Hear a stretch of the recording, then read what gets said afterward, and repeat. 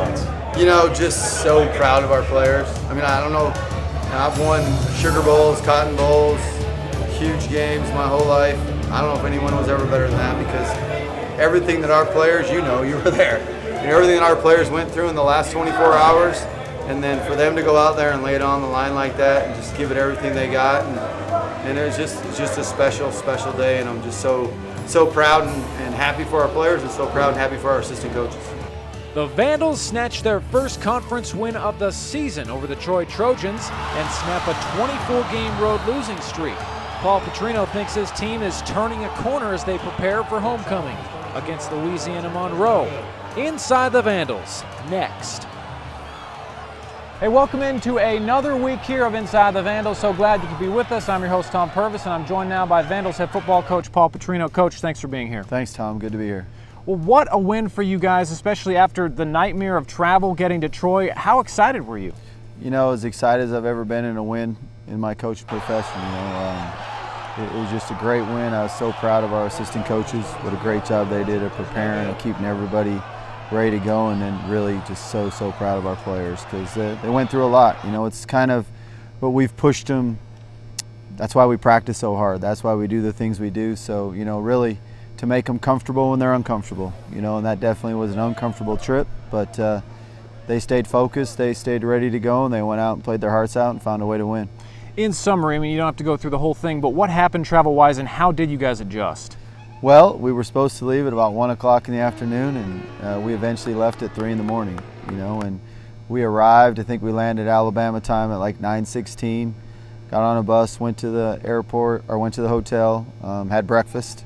Then they got about 2 hours to go back to their, to their room, and then we came back down and had pregame meal, had clap, and got ready to go. Got on the bus, went to the stadium, and played the game. What does it say about your guys, the way that they came out and played in this game, going through that? I think it just shows really what we've known inside ourselves, but we got to show everybody else how much tougher we are, how much they care for each other, how much love there is on the team, and how they got each other's backs, and how everybody just came together and they made sure that they gave everything they had and found a way to win the game.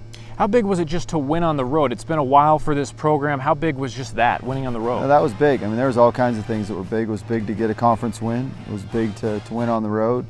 But more than anything, if living through those 24 hours and for them to go out there and fight and battle and find a way to win, it's just as great a victory as you can have under those conditions. Talking about the game more, how big was the leg of Austin Rico? He was big. He's been big all along. He's really improved his accuracy on his field goals. He made every one of them except for one, and that was a 52-yarder, and he was close to making that one. Did a great job on his kickoffs, really eliminated any chance they had on kickoff returns, and then did a great job of punting. So, Austin played a huge role in us winning that game. Then, of course, your defense was so good. You shut them out in the first half. Is this the best game they put together all year? Oh, by far. I think it's by far the best they played. I think offensively, we did a good job of controlling the ball in the first half. So we had the ball most of the whole half. And when our defense was out there, they just went out there and played great. Guys were flying around, having fun, playing the game the way it's supposed to be played. I think, again, Coach Bresky on the defensive side and Coach Sinkovich on the offensive side, just well with all the other assistants, did a great job of preparing them, and then the players went out and played great. And obviously shorthanded. You had Desmond Epps at one point playing a little in the secondary. You guys forced 4 turnovers. You have 4 sacks. What impressed you the most about the defensive play? I think everything. I thought they played the run well. Guys were flying around. Quentin came up with 2 sacks. We really did a good job of pressuring the quarterback. I think everybody did a good job of just making plays. And Chris Edwards had a bunch of plays again. Mark comes up with the interception. It was great to see Russell get the interception. And then other guys stepped up. Other guys, Glenn's been playing better. He's in there. Kalen Ayers was in there making plays. Desmond Banks came in at the end of the game and played. I think you really got to give your hats off to Kendrick Trotter and DJ Hampton. They did a great job out there in the secondary. And Armand Hawkins was flying around. And Brock had, all kinds of tackles again. So you just go down the line and name every single player that played on defense and your hats off to all of them. They did a great job. When you guys were up in that second half, I think it was 16-3, they brought in the third-string quarterback, and his style was so completely different from the guy who was in there and left the game. How much did that change things? That changed them, and really, going into the week before, he was their second string quarterback. He was kind of the guy I was worried about, to be honest with you. Well, during our bye week, you know, I was like, he kind of scares me more than the starter. And then the starter got hurt against Mississippi State, and they brought him in, and he didn't play very well against Mississippi State at all. So then they brought in number 1. He played well against Mississippi State, and I'm sure that's why they started him against us. So he can throw it. He throws the ball well. He spins it. They got some really talented receivers, so you know, they got the momentum for a little bit. I thought a huge point in the game was, you know, that last offensive drive. Matt came back in, and we went 14 plays and controlled the ball for, I think, 6 minutes and 30 seconds, and went all the way down the field. And we kicked a field goal, you know, and whether to go for it or kick it, I just felt like our defense has been playing so well that if we kick the field goal and they go down there and kick the field goal, at least we get to go to overtime. And if we went for it and got stopped, then they go down and kick a field goal, and then we lose. So, you know, that was the decision there. But that last drive on offense, I thought Matt did a great job of competing and making things happen. About when Jake came in the game, he played real well.